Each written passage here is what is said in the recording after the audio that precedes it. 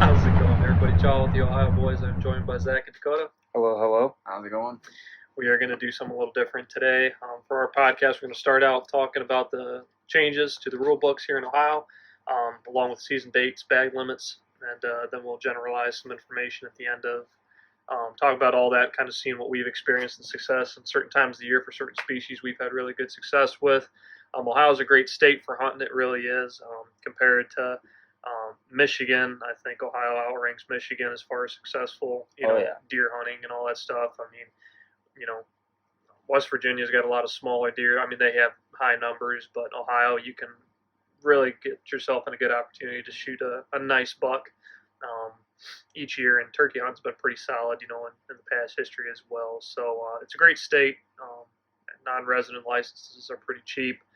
There's a good section of public land that's holds good hunting if you're willing to put in the miles on the boots and get back there. But yeah, so we're going to give you guys some information just in case those of you were thinking of coming to Ohio to hunt this year, or those of you that didn't know these changes and didn't get a chance to grab the rule books. We're going to start off with the whitetail. Zach, take it away. So starting off with deer hunting in Ohio, the season dates for archery start September 26th, which I believe is a Saturday. Usually is the last weekend of September is when it starts. And it closes February 7th, which actually is that, I believe, bless you, sir. Thank you. I believe is probably the longest I've seen it go in a while. It's a pretty at generous least a few season. years. Yeah, usually it ends like the first weekend of February, but I don't know. That might be. So we have a youth gun in Ohio, which was my favorite time of year to hunt. This year it's November 21st and 22nd. November 22nd is actually when I shot my biggest deer during youth gun, so that's pretty cool. Our gun seasons, we have two different gun seasons in Ohio. We have our first one that starts November 30th, and it goes for a week through December 6th. And then it'll skip a weekend, and we have an extra 2-day gun, which is December 19th and 20th. And then after that, we have a muzzleloader season, which is January 2nd through the 5th. All these seasons are great. If you're doing your homework on deer, whether it's early season, getting them in a summer pattern, that first week of season could be great. There's opportunities to kill deer at any time of the year. Obviously youth gun during November is probably going to be the tail end of the rut. They're still going to be able to get out there and see some action, depending on your neck of the woods and what's going on, how many does are in heat, all that. Gun season, after that rut's over or you're hitting that second rut, whether if you're hunting over food, it's a good time to hunt, especially if you got snow on the ground, and then even muzzleloader being that late season where all the deer are trying to get that nutrients back up and stuff. I mean, it's great hunting. Like you guys said earlier, Ohio is definitely a good state to hunt. I think it's overlooked. There's a lot of big bucks here.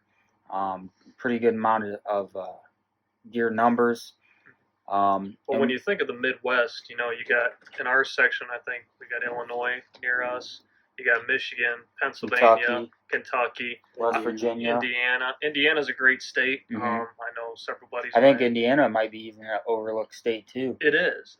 Everybody thinks of Kansas and Iowa, for the two big whitetail states, which I'm not going to say that they don't have big bucks, but you also run into a lot more hunting pressure because of that reputation that they provide. Right. And the Midwest, especially Ohio, there's some big bucks to be shot out here. And each time of the year, there are opportunities. It's a little bit feast or famine when it comes to the muzzleloader season. Either you're going to be where they're all at and you're going to see a bunch of them, or you're not going to see many at all. So muzzleloader can be tricky, but usually each time of the year you can kind of get into some action usually throughout the entire year. So Dakota, I think, is going to talk about the counties.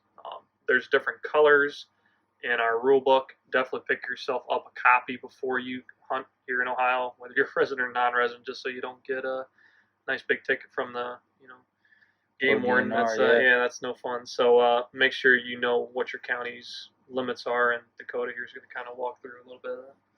So basically, here in Ohio, you're allowed to shoot 6 deer in the entire state, and then our counties are broke up a little different, where you can shoot more deer in a certain county than what you can in another. But in the state of Ohio alone, you yourself can only shoot 6 deer. So whether that's in 2 different counties, 4 different counties, it doesn't matter. You can only shoot 6 and 1 buck. So you can shoot 5 does, 1 buck in Ohio. So we have, I guess to go down, we have some 1 deer counties, 2 deer counties, 3 deer counties, and 4 deer counties. But our 3 deer counties, we have what we call a deer management tag. So that's basically an antlerless tag, so a doe tag. You have to use that tag before gun season. So if you are in a county that allows you to have a deer management tag, which the county that we live in Lorain, you're allowed to have a deer management tag, but you have to use that before deer gun season. Once deer gun season gets here, it's invalid. We have 4 deer counties. You can use your deer management tag in one of those as well. So basically, you can shoot 1 buck, and if you have a 4 deer county, you can shoot 3 more does after that. But also in a 1 deer county, there's no deer management tags, and you can only shoot 1 deer. So if you shoot a doe in that county, you are tagged out for that county. So you either have to go to a different one, or you're done hunting. Yep, you're done hunting. So, and deer management if you're trying to do deer management on your own property in a county like that, it gets pretty tough. You either have to have a lot of hunters, a lot of buddies that want to come shoot deer, or just pick and choose. Yeah, and those management tags, us mainly have used those. We have mainly used those for early season does. I'm a good friend, but I'm kind of a jerk. I'll shoot a doe early season, that'll be my deer, and if I shoot a buck, I'll pawn that off to all my buddies that, are asking for meat, kind of give them the tougher buck, and I'll keep the doe. But those management tags are a great way to fill the freezers early season when the does are all grouped up. That's usually what we do. We kind of run the does first part of the season. We don't really get into the buck hunting for most of the time until right toward the end of October. And in Ohio, they start cruising and checking rub lines. Usually at that time of year, they'll freshen up some scrapes. And I've killed my biggest deer the last week of October. First week of November is always stellar. If you can get the first week of November, you'll usually see action each year. If you can, say you got vacation, I'd say take the first week of November each year if you're really looking for that awesome bow hunting experience where you're going to give yourself the best odds. Yeah, that's what I did this year. I took off the entire week of the first week of November. Yep. And what's cool here in Ohio, we do have straight wall cartridge that they allowed us recently, which means basically you can shoot any rifle that's listed. They have a list of certain calibers which are allowed, but like a 30-06 has a shoulder, like it bottlenecks at the end. You cannot have a shoulder cartridge like a 30-06, 243, 223, 270, 30-30. Anything that has a neck is not allowed. But if you got something like 44 mag, 45 long Colt, 45 74, 44 Marlin, etc., anything with a straight wall where there's no neck on the gun, on the bullet, that is legal here in Ohio. The 350 Legend is the new big craze here in Ohio. That cartridge they came out with last year. Have any of you guys shot that or seen that? Because I have not yet. I have not. I know. Not personally. Yeah, I know a buddy that got one, but I have not shot it, and I don't think he's never shot a deer with it before. But it's basically a 357 Magnum bullet. They took a 223 or 243 rifle cartridge, straightened it out with no shoulder, and put a 357 Magnum bullet on the end. Reasonable ranges, I would guess, are probably, anything out to 200 yards. You could probably get, a lethal hit. Anything past that, you're really going to lose kinetic energy and velocity. So, anything, 450 Bushmasters and 4570s are kind of the same deal. They're heavy bullets, so they drop a little bit more dramatic. And, a lot of the straight wall cartridges, I'd say your max is 250, 300 at max. If you're really dialed in, 300 is doable, but I definitely wouldn't push it past that. Well, we just shot my 45-70 at 100 yards, we did, yeah. And we were touching bullet holes when we were all said and done. Yep. And That's a good contract. I probably wouldn't take over a 150-yard shot with mine. Yeah. That's just my comfort range, but I could probably shoot 200 with it if I needed to. Easy. But where we hunt, typically we don't have that kind of a shot. I think we have one place where we could get out to 200 if we needed to, but it's definitely an upgrade from shotguns, especially with your range. Oh, absolutely. So that definitely helps. Yep. And what's nice is, at any time during the season, even during youth season, you can still bow hunt adults. You can still bow hunt throughout that time. You can bow hunt the entire season, even if it's during gun season. So that's kind of nice for you bow hunters, But make sure you wear your orange. Make sure you wear your orange. Orange. Shot. Yeah. A thing to note, rule changes. So our deer rule changes haven't changed too much since last year, but a big one last year that some people actually didn't see in the book was that you can't shoot a doe on public land after our week of gun season. So that was a big ordeal last year, where you had a lot of people that didn't know that was a rule change. That kind of falls on the hunter, but we're just trying to bring that to you, so that way it's kind of a refresher that you can't do that. So that's a big thing, just because Ohio is looking to have a bigger herd on our public land deer, and shooting the does that have already been bred, you're kind of taking 2 or 3 deer out on that. Right. So they're trying to limit the amount of deer taken off public land, especially after that deer gun season, because it gets hit pretty hard. And let's talk about some of the reasons we believe that to be. I mean, there's a lot of theories out there. Years ago, the ODNR did a doe only gun season, early season, way back when. Years ago, yeah. That really jacked up our herd numbers here in Ohio. I'm sure they would never admit that, but it was a mistake, and that really drove down our numbers as a state. Also, the introduction of a lot of predators. We got a lot of coyotes. Bobcats are really starting to become prevalent, especially in southern Ohio. I know they were even talking about possibly in the near future opening up a bobcat trapping season. That's in the discussion there. But between an increase of coyotes and back when, I remember in Tuscarawas County alone, when I was a kid, you were allowed 6 deer just in that county alone. Yeah. So it's really changed over the past couple of years, due to many reasons. But make sure that you know what counties, how many you're allowed to take, because there's no worse feeling than having the GW walking at you at a fast pace in the woods when you're out there with your friends and family trying to enjoy yourselves, and end up getting a big fine. It's a real downer. So make sure you're up to date on all those recent changes. Let's see. Next, I guess we can go into turkey. Yeah. Turkey season here in Ohio has been pretty steady. Past couple years has been kind of down. The hatch numbers have been kind of shaky. That's also due to heavy rains during the spring. Poults, if anybody really knows a lot about turkey, poults are very sensitive and kind of at the mercy of the weather. They get pneumonia really easy if it's cold and damp. A lot of things can affect that. Here in Ohio, our spring turkey season, you're allowed 2 birds total for the entire spring turkey season. Some counties you are allowed to hunt during the fall.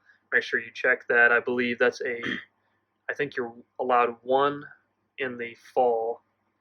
Yeah, 1 either sex in the fall here in the state. So technically, within a year, you could kill 3 turkeys total. Spring turkeys, the timing's a little weird. First part of the season, they're really grouped up. There's not a lot of leaves on the trees. It's hard to run and gun. You're kind of at the mercy of sitting in the ground blinds, and you can't really do a lot of movement. Middle part through the season, as it warms up, leaves start budding on, you can get a little more aggressive. Early season's a great time to use a strut decoy to really irritate those big gobblers that have their hens already gathered up and ready. Usually the turkeys have been breeding quite a bit before the season even opens here. So you're kind of fighting with henned up birds, usually from the start. But I know from what we've experienced, even late season can be a great time to go after turkeys because the hens start going and sitting on the nest all day. Some birds are still fired up, especially a lot of your mouthy 2-year-olds, and you can sometimes really capitalize on a really, desperate bird late season. I know this year was a little bit tough, but our season dates here for, let's see here, for 2020. For the spring in 2021 is April 17th through the 18th for the youth. The standard spring turkey season for the South Zone, that's for all adults in 2021, is going to be the 24th of April through May 23rd. So we started a little bit, a little bit late there in April. I remember it's kind of leaned later and later each year. Again, that just may be due to the numbers. For the Northeast Zone, it's going to be May 1st through May 30th. The Northeast Zone is the top eastern part of the state of Ohio. The counties for that is going to be Ashtabula, Trumbull, Gwinga, Lake, and Cuyahoga County. Those are the only 5 counties that are in the North Zone, so make sure you check those because they have a little bit different seasons and times. But turkey season can be great here in Ohio if you time it right and you really scout your birds and get on a good roost. And I know me and Dakota is probably one of our favorite species to go after. For sure. A rule change this year for turkeys is actually our season typically and years prior has opened up on a Monday. This year they're opening up on a Saturday, so it's giving hunters that extra weekend to get out there because our season's pretty short. Typically lasts around a month and a weekend or so. So it's giving those people those extra 2 days to get out there and get after it. But I've found success in the last day of the season and the first day of the season. So it's just you got to be where the birds want to be and find that kind of. It's almost like getting lucky. You got to get that bird that just wants to do what it's supposed to do. So on some days, those birds, no matter what you do, aren't going to come in. And then just that one day, something trips and he'll do anything. So you just kind of got to get out there and get after it and just work. And if you're where the birds are, you'll probably end up getting one. So as far as waterfowl goes, Dakota, you can introduce that for the 2020 waterfowl season. So our 2020 waterfowl season, our state of Ohio is split up into 3 zones. You have the Lake Erie Marsh Zone, the North Zone, and the South Zone. Lake Erie Marsh Zone is actually a pretty small zone, but that's where we see most of our birds, at least the ones I hunt. I'm sure there's birds all over the state, but where I typically hunt is the Lake Erie Marsh Zone. So we have an early season here in Ohio. It's for Canadian geese and teal. So for geese, it starts September 5th. It goes through the 13th. And for teal, it starts the 5th as well and goes through the 20th. So teal, you get those extra 7 days. The bag limits for early goose is 5, and for teal is 6. Typically 6 is the bag limit for our ducks during the season anyways. So that's not really much of a change. But for Canadian geese, it changes to 3 during the regular season. It's definitely the early season is mainly for local birds. It's definitely you have to pattern those birds pretty well. So for our regular season though, it changed a little bit this year. So for military personnel, it's actually pretty cool. They get to enjoy hunts the same as the youth season, the youth weekend, which is the weekend prior to our opening day of hunting. So the Lake Erie Marsh Zone opens October 10th and then goes out the 25th, then comes back in November 7th and goes out December 20th. And then geese come back in January 2nd through February 6th in the Lake Erie Marsh Zone. Really, it's pretty confusing to just make sure. So I break it down into, you kind of have two seasons. You have what I would consider your first split, or we call it splits. So your first split is basically 14 days. You're kind of looking for local birds, wood ducks. A lot of wood ducks. A lot of wood ducks get killed in the first part of it. You're not really getting your migratory push, I would guess, unless for some reason you have your weather. You might catch some gadwall mixed in and some other off-colored ducks, but most of your, like black ducks and, your big swarms of mallards, that's going to be second split normally. A lot of the early season, I know For the past couple years, opening week, we've killed a lot of leftover teal that have stuck around. Usually it's green wing. Sometimes you'll get into the blue wing. Teal season here in Ohio is kind of, it's not known for being a great teal state. It's kind of rough. If you're where they're at, you may get a couple volleys off in the day, but I mean, it's tough to limit out on teal early season. And geese, if you're in a hayfield, and there's a bunch of, family groups that are landing in there, you can do well.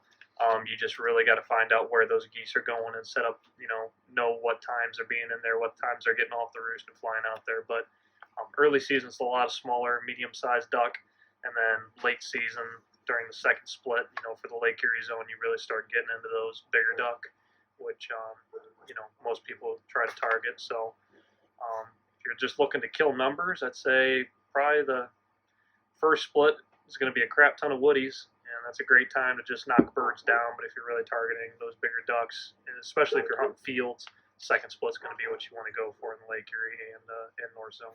North Zone's pretty much the same as the Lake Erie Zone.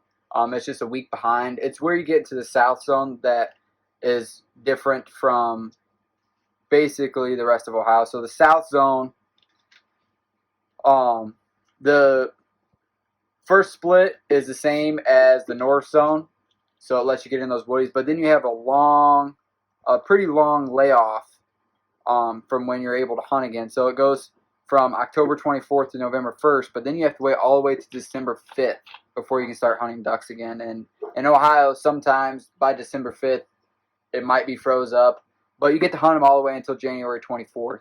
So the South Zone's the longest. I want to say the longest, but the latest in the season you're able to hunt ducks in Ohio. But because in the Lake Erie Zone, it goes out December 20th. So which kind of sucks. It's you see a lot of ducks, but at least you get to hunt basically starting October 10th, and you get to go to January 24th in Ohio, just depending on where at in Ohio you start hunting. Our bag limits. So our bag limits are 6 ducks a day, 5 mergansers, and 3 geese. We have in here that it says 10 geese, 10 snow geese, blue geese. very rare. We don't. I'm not going to say never. I've seen snow geese walk. I would say your odds of ever limiting out on snow geese in Ohio are slim to none. Yeah. I've never seen it. I haven't seen pictures on any social media where they've limited out on snow geese. Typically, you see maybe one with a flock of geese, or you might get a flock to come in, but to limit out on them is pretty tough in Ohio. They're mixed in usually with the Canadians. Yeah, we're not known for our specs and snows. for that. We typically get a good push of Canadian geese, but your smaller geese we typically don't see a whole lot. Mergansers are 5. You're only allowed to kill 2 hooded. That hasn't changed. The big change to our bag limits this year is scalp. So it typically was 3 a day. This year it's changed actually. So for the first 15 days of hunting, you're only allowed to kill 1, and then after that you're allowed to kill 2. So they took it down a lot. I guess the numbers that we're used to seeing we haven't been seeing for scalp, or the numbers aren't there like what ODNR would like them to be. So that's why they lowered it. But hopefully this year is a good year for them, and they kind of raise that back up, because I know a lot of people that go out on Lake Erie diver duck hunting. That's one of the main targets of species that these guys like to go for. We have changed that we're allowed to kill 2 mallard hens now. It used to be only 1 when I first started a couple years ago. That has grown to 2, which is nice. If you sit there and tell me that you never kill a hen ever, I will call you a liar, because everybody does it. It happens. I have no shame in it. Yeah, they all taste the same to me. I know we like shooting the greenheads, but it's a color. If the hen comes in and she's the only one, I wouldn't want to test her luck, because she's getting some steel thrown at it. Absolutely. But that's changed, so that's nice. It gives you a better opportunity, and accidents happen. We're not going to sit here and say they're not. I mean, I've been in a field hunt situation where you get a huge flock of mallards that come down, you end up shooting the front and green-headed. Behind him was a female mallard that you didn't see or whatever, and you'll end up knocking it down. And it's kind of nice having you're allowed to get two, so it's a little more forgiving. Some wiggle room. Yeah, so it happens. And it's a good thing too because it lets us know that duck numbers are doing well. Yep. Increasing bag limits, duck numbers are doing well. Pintails are only allowed to shoot one, so that's one you got to watch out for. Basically, the way I look at it when I'm out there hunting, I'm not the greatest at identifying ducks when they're flying, but I am pretty good at identifying when they're dead. So if I typically shoot my limit of one species, I will more than likely be getting ready to pack up and head it in, unless it's wood ducks, because I can tell the difference between some of the smaller ducks versus a mallard or such. But it's different for me, at least. It's difficult to tell the difference between like a pintail and a mallard coming in, unless they're right in your face. Don't shoot a cornbird either. Yeah, cool. So I don't really know what I'm looking for. I'm still learning, and anytime I see what you guys call a cornbird, I get excited because I think it's a duck. But so a cornbird almost pulled up on a couple this past year. So a cornbird is what we call a cormorant. Okay, because I've never heard. I didn't even know what you guys were talking about. It's easier to say cornbird than it is, especially when you're hunting. And for some reason, I don't know how. Actually, I know how I got the name. My buddy Mikey started getting me to call him that, but I don't know how he started. But it's kind of it's been a thing now, and everybody that I ever take out hunting, I just call it a cornbird. They look at me funny for the first couple. I'm like, yeah, it's a cormorant. Super easy to identify. Yes. They're big, black, they fly in a huge flock, and their butts are pointed. Yeah, they well, if you're new like me, you don't really know that, so I get excited and if think you it's shoot a duck one, and it's gonna taste like a football. And watch out for seagulls too. Seagulls, yeah. Well, I can at least identify that. I can say that. I've had some times where you're not paying attention, you look up and you see a seagull and you reach for that gun real quick because you think it's a duck coming in. And it's that horizon look. Yeah, then you get a little upset because it's not. Yeah. So wood ducks, the best way to identify a wood duck is that hood when they're flying. Wood ducks zip a lot. Mallards and big ducks kind of have a different flight pattern. Wood ducks are super fast. They look like a little football, like a little Nerf football flying through the air. I mean, they're just super fast. They got a little hood. Pintail's the best way to see those. They're gonna look like a gadwall coming in, but as soon as they spread those wings out, their tail, you can see when it comes down, sometimes you'll see that pointy sprig hanging out the back end. They're also called sprigs, but you'll see that one long little tail feather, and that's a good way to tell a pintail. If you see a drake, you'll know a drake when you see it, but the hens kind of look like a gray duck sometimes. Yeah, the hens look like every other hen that is that are ducks. Right. So it's gonna look like a gadwall hen. It's gonna look like a mallard hen. Yep. It's difficult, but I typically, if I shoot one, unless I know for sure that the next duck I'm shooting at is a mallard or a wood duck or something like that, I'm really not pulling the trigger.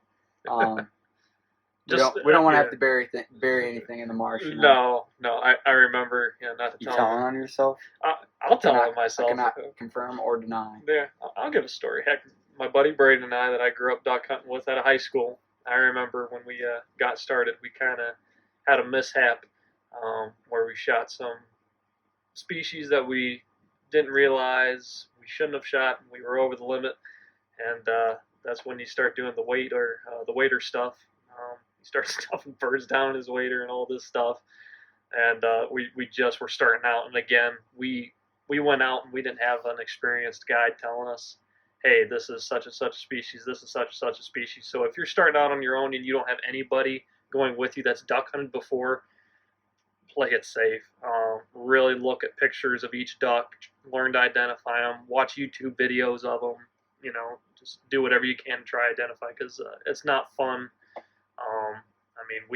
We decided we'd rather run the risk of taking them home than wasting them and throwing them in the marsh. We felt that was the greater sin than accidentally hitting them. But it happens. Just do the best you can. And like Dakota said, if you're unsure and you shoot something that you're only allowed one of, probably a good idea just to call it a day, just for on the safe side. So. And here comes Charles' ticket in the mail.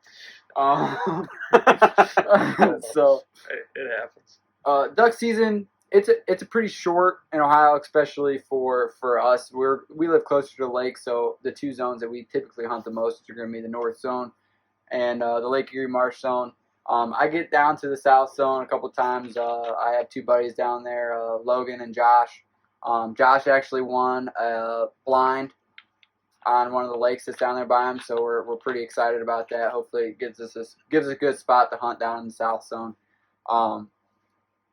But that's pretty much the only difference in. I guess I should talk about the Ohio wetland stamp. I think pretty much every state has something similar to this, where they have a state stamp, and then you have to have a federal stamp, obviously. You have to fill out your HIP survey. It's a migratory bird survey. It's free. You just call it in and do it. We do have a dove season in Ohio. I know in certain states like Michigan, I believe, still doesn't have a dove season. So that's pretty cool. Not a lot of states around us have dove seasons, but our dove season starts September 1st along with our squirrel. So it's the first two things you get to hunt in the state of Ohio. Exactly. But it goes out, and that's what I don't think people realize is that dove season actually ends and goes out and then comes back in. So be cautious of that when you're out there hunting. Make sure that it's in season before you start hunting it. Absolutely. And last but not least, the trapping. We're not going to get into a whole lot. There's a fur buyer's permit you got to get for that. Check your season dates there. We don't do a lot of trapping. I've done some minimal back when I was a kid. Small game's pretty standard. Let's see here. Squirrel season September 1st, ends January 31st. You get a nice long season for squirrel. Rough grouse has changed a little bit this year. It's going to be the 10th to November 29th, and that is for public hunting. For private land, it's October 10th through January 1st, and you're allowed one a day. The rough grouse population's kind of suffered here in Ohio over the past few years. Introduction turkeys, because they compete for the same habitat, has been a possible theory. The loss of fence rows, farming practices have changed a little bit, and timbering practices also with that. So things have changed. Cottontail rabbits, really good hunting the past couple years. We've seen some good numbers out there. November 6th through February 28th, you can get 4 a day. That's always a good time. Get out there and get after that. Pheasant, November 26th. I take that back. November 6th through January 10th. 2 males only a day. Some places have releases where you can go hunt pheasant when they release them. I don't know if you call it legitimate pheasant hunting. It's more like kicking up chickens and shooting them. But if you're into that, go for it. That's a good way to pull the trigger and get some to eat, I guess. Chuckers, November 6th through January 10th. Again, 2 a day. And those are going to be released, usually at your hunt clubs and stuff like that. Bobwhite quail, November 6th through November 29th. Select counties and wildlife areas, there's only a couple that you're allowed to go, so check that out. That's 2 a day also. Fox, raccoon, skunk, possum, and weasel. You can trap those, hunt those, or however you deem necessary, November 10th through January 31st, and there's no limit on those. Crow hunting. I have gone crow hunting many times. I've never killed a crow during crow season.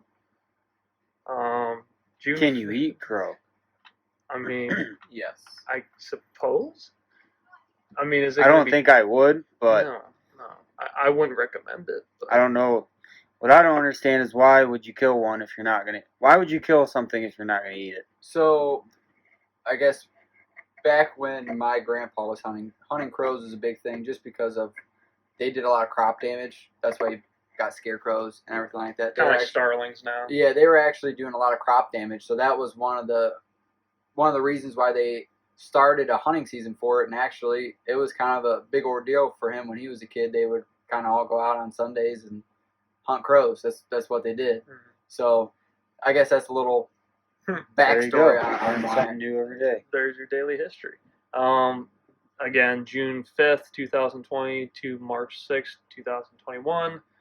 And then June 4th, 2021 through March 5th, 2022. No limit. Again, Fridays, Saturdays, and Sundays only. Coyote, no season, no bag limit. Please shoot every coyote you see. Do everybody a favor around you. We will thank you, and I'm sure the Lord will bless you for it. Feral swine. I've never seen a wild boar in Ohio. I know there are a couple floating around in southern Ohio. I think it'd be kind of cool to see them take off, but I know a lot of people would want to shoot me for saying that. I don't want them for one reason. They eat turkey eggs, so that would be a bad thing. But it'd be kind of cool to have something you can hunt year round, no close season, no limit. Groundhog, no close season and no limit. Those are always fun. If you want to sharpen up your skills with a rifle, good thing to go after. The youth small game is October 24th through October 25th. That's just for the youth, and October 31st through November 1st. But I'll be honest with you, I don't see very many people strictly going after small game anymore these days. It's kind of just a thing you do after deer season if you filled your tags or you're shot something in the morning, and you're looking just for something to do in the afternoon. So, there's always times where you're not going to have an issue going squirrel hunting, finding time to take your kids. I mean, there's plenty of room, and there's a crap ton of squirrels out there, so good opportunity for that. And that's a nice thing too with a lot of these small game hunting seasons and bag limits. You can go to almost any public land, and you can especially with a squirrel. I mean, you can go to a public land and have success, and just go out there and enjoy the woods and be in nature. I mean, that we all grew up on small game hunting. I know you did a lot, Dakota, growing up. Chaw, I'm sure you did as well. My dad, he used to take me, and we had a squirrel dog. Its name was Barney, and that's how I got originally into hunting. I'd never shot while I was hunting with him, but he would take me, and that was kind of like my introduction to the outdoors. So, get kids out there. That's a great way for them to learn. I mean, squirrel hunting's a blast. It is. I mean, we still do it to this day. And they taste good. So it's a great way to get out there and hunt something. Absolutely. I mean, enjoy the outdoors while we still have it. Send some lead down and have some fun with the kids, and it's a good way to get them introduced to the outdoors. That's pretty much sums it up here for Ohio. Just make sure you pick yourselves up a copy, refresh yourself. I mean, we do our best here to just kind of update you on the big things, but there's still some small things that we're not going to cover today. That all ultimately comes back to your responsibility. So make sure you're checking the rule books for stuff like that. I know we're getting ready for deer season upcoming here. We're excited. We're really looking forward to bringing you guys some awesome content this year, and man, we're chomping at the bit. Bows are pretty much dialed in. Dakota, he's thinking of buying a bow rig here. Just kind of getting after the deer hunting, maybe a little more serious this year. Yeah, I'm excited for that. I've kind of been. My problem is the spot that I have to go is the spot my dad has to go, and I can't really go without him. So it's hard for me to get into it when I can only really go one day a week, and the other days I have off, I can't do it. So that's why I went duck hunting, and I got pretty serious in the duck hunting these past couple years. But I would like to try my hand at it again and see what this excitement's all about that these guys keep telling me. It's a blast. It is. Deer hunting's not super hard. I mean, it's challenging to go after big, older bucks, no doubt. But it's a great way to fill the freezer. It's a good time. We love to bow hunt. I know this year we've made some huge changes to our bow rigs, by shooting heavier arrows. Zach the other day just for humor purposes. Purposes, we were out shooting, and Zach was originally shooting. What was your arrow setup? It was 481 grains total weight. This year, I was going to be rolling with a Gold Tip Hunter XT with a 340 spine, 100 grain brass insert up front with a 100 grain field point, and like I said, that put me at 481 grains. And Chaw had a Ranch Fairy. 1 second. He's not going to hunt with the field point. That was what he was shooting at the target. He was going to shoot a broadhead. So, yeah, we're not hunting with field points. And broadhead of choice was going to be a Magnus Black Hornet. But Chaw had a Ranch Fairy test kit. If you guys have ever watched any of his YouTube videos, you'll know what we're talking about. And the sizes that he had was 200 grains to 300 grains. And yes, that is a lot of grains up front, but you know, he just said, humor me and put this 300 grain field point on your arrow and see how it flies. And Now this this was a 300 spine arrow. I had just bought a dozen of those because I did want to bump my weight up a little bit, but I did not expect to bump it up as much as I'm going to. With 400 grains up front, with that 100 grain brass insert and the 300 grain field point, bare shaft, 300 spine. It was the best It flying was arrow I've ever seen in my life. Shooting way better, way straighter, much, much more quieter than my original 481 grain arrow. And yes, it's not as quick, but Your penetration. my penetration is out of the roof now. It's so much quieter. Yeah. We took a side-by-side, or not a side-by-side, but two different videos beside the target so you can listen to the zing of the arrow as it's flying. And it is a night and day difference between the 481 grain arrow and the heavy arrow, which we weighed that, and that came out to be right around 670 grains. And That's some a of you, man's arrow, son. some of you guys may be, you know, that person that says, you know, what in the world do you need that for a whitetail? And yes, you can kill deer with a, you know, 400 grain arrow. I've done it. Everyone in this room has done it. But if you can do something to make your setup that much better, why wouldn't you do it? It's a plan B arrow. You're basically preparing for the worst. And might I add, these heavier arrows are way more accurate than the light zingers that we've shot in years past. I've noticed my groupings have changed way more in a lot tighter groups. The arrows are a lot smoother, they're a lot quieter, but we've all had marginal hits. And I mean, you can literally go to Walmart, buy a very cheap light arrow, screw on an expandable 100 grain, you know, Swacker or Rage or whatever your preference, and you can go out and kill a deer with that setup. Nobody here is saying you can't, but for that one time where that animal's going to duck your string, or you're going to shoot and that animal takes a step and you hit them far back, or whatever, you hit the shoulders, you know, the biggest expandable nightmare for people that shoot those kinds of arrows. Your penetration, you don't have any. I mean, good luck finding a deer if you hit them in the shoulder with an expandable. Yeah. And a light arrow. It's not going to happen. It's not going to penetrate very much, and that's the reason why I'm also switching over to a single bevel. I'm going to be using a 200 grain insert from Ethics Archery with a 200 grain single bevel cutthroat broadhead this year. Like I said just a couple seconds ago, you know, we've been big fans of the Magnus Black Hornets, and there's absolutely nothing wrong with them whatsoever. But you know, they don't make a 200 grain broadhead, or else I would be using that. But you know, Dakota, like he said, he's wanting to get back into it. He's been looking at some bows. You know, hopefully here soon we can get him to our archery shop so he can shoot some and find one that fits him. You know, what he wants in a bow. You know, hopefully we can help you, you know, get your setup going the right way and get out there and kill you a big old deer, huh? Yeah, if not, then I'm gonna let the old 1100 eat when it comes to deer gun season. So I'll pick your poison. I'll be out there, I'm sure. So I'll have a tag to fill. And that's the nice thing, you know.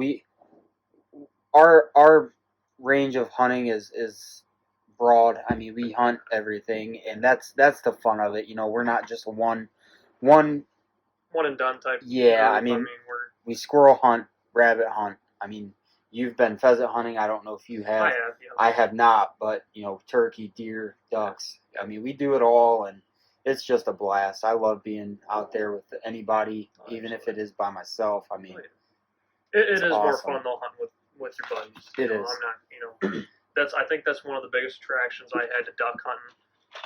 Was you could take your buddies with you. You know, like with deer hunting, if you take 3 people, you got, you know, that's a lot of movement, that's a lot of scent, that's a lot of noise you're making. You know, with ducks, you know, it's different. The more people, sometimes the better your hunt is. Yeah.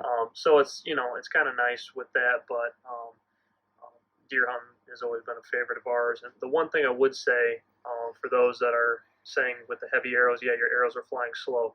If you're looking for something fast and you can shoot long range, use a gun. Okay, archery has changed so much in the past, 20 years. Everything now is built towards speed, and I think they're trying to mimic the crossbow market.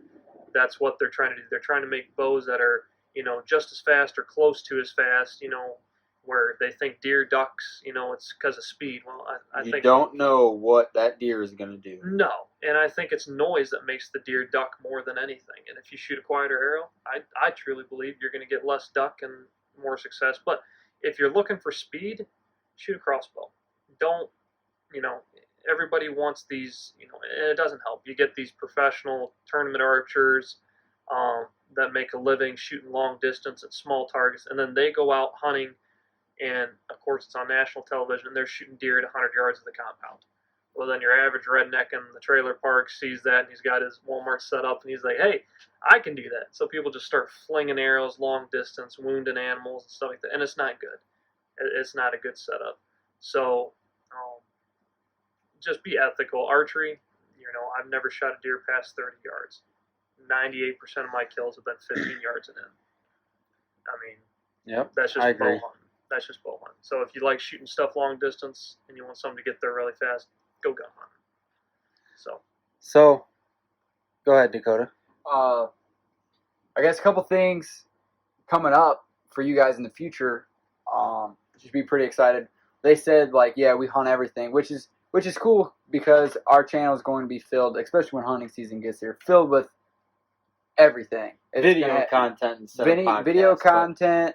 I mean, we're gonna have squirrel videos, so anything you'd want to watch. If everybody posts their deer hunting videos, and you can watch 1,000 of them, but we like to do it all. A couple things we're excited to have. We already have some videos that are made up. We're just finishing editing them. We have some. I went out to the range and shot some, so you'll have to see how that goes. I got my Tacticam, so I have a video posted about that. I didn't shoot it as great as I'd want to, but so we have that coming up. I know these guys filmed a shotgun patterning video. Yeah, we did some duck hopefully loads and different chokes. Hopefully by the time this comes out, that's already posted. So just hang with us. Hunting season. Our first hunting season starts September 1st. So by the time this comes out, I mean it will be less than 2 weeks away. And dove season's coming up quick. Dove season's coming up quick. Early goose season. Early Little goose nuggets. I know. I'll be out hunting some early geese. So stay with us. I know sometimes listening to podcasts is hard, but our content will get better in the future for sure. It'll be worth it in the end. I mean, there's only so much we can do here in the summer. We try to bring little nuggets of knowledge from what we've experienced as much as we can. Like I said, Dakota is right. We're going to be doing everything. We got an elk hunt planned this year. We're really excited for me and my brother Casey. We're getting ready to go after that. Bought our tags the other day, and that was a heart attack. $680 for an elk tag. Yeah, that's a steep tag. So that's a new gun right there. Yeah, don't remind me. So yeah, we're dedicated. We're going. We got the tags in the pocket, so we're excited for that. But it's going to be great once hunting season gets here, and we appreciate you guys sticking with us through the summer months. And trust me, it's going to be worth it once hunting season finally rolls around. Yeah, if you get halfway through and your eyes start to get a little heavy, just hang on, pause it, whatever you need to do. Wait for us to post some more videos, and then go back and watch it. And some of this stuff that we're talking about will actually come to life. So it'll make more sense. Just right now, the only thing we can do is show you some scouting videos and fishing stuff, but we just haven't. Our schedules haven't aligned. So we're trying to just come up with content right now, but our content will increase tenfold by the time hunting season gets here. So. Yeah, absolutely. Everything's in the book, so and there also is a online version. You don't have to have a hard copy. You can always go to, I believe it's Ohio DNR, and they should have a PDF file. PDF file of the regulation booklet. Yeah, they just redid their website, so it's a little bit harder to navigate right now. because their full blown website hasn't officially been updated all the way. So there's kind of Okay. it's Working kind out of the kinks. yeah, they're working it out. So Gotcha. it's a temporary website right now. But just type in Ohio rules and regs 2021, and that will come right up. So, but this year they just came out with their app, and actually it's really cool to navigate. You can check all your deer, turkeys. You can check them all in there. They also have it has the sunset, sunrise. It has the hunting regs right on there, hunting and fishing regs. You can buy licenses on there. It's actually really cool. Just downloaded it the other day and just was playing around with it. It's actually got maps of some of the public land. It tells you how many acres they are. It's pretty cool, especially if you got it to pair with Onyx. So yeah, that app will be beneficial come hunting season. There you go. So we're gonna end it here. Hope you guys enjoyed. Make sure you guys please like, subscribe, and comment. Like we say in every other podcast, if there's anything that you guys want us to go over and cover, send us a message or comment down below. Anything you guys want, we'll try to bring it to you. Well, that's gonna wrap it up for today. Hope you guys enjoyed. I'm Zach. John. I'm Dakota. And we are the Ohio Boys.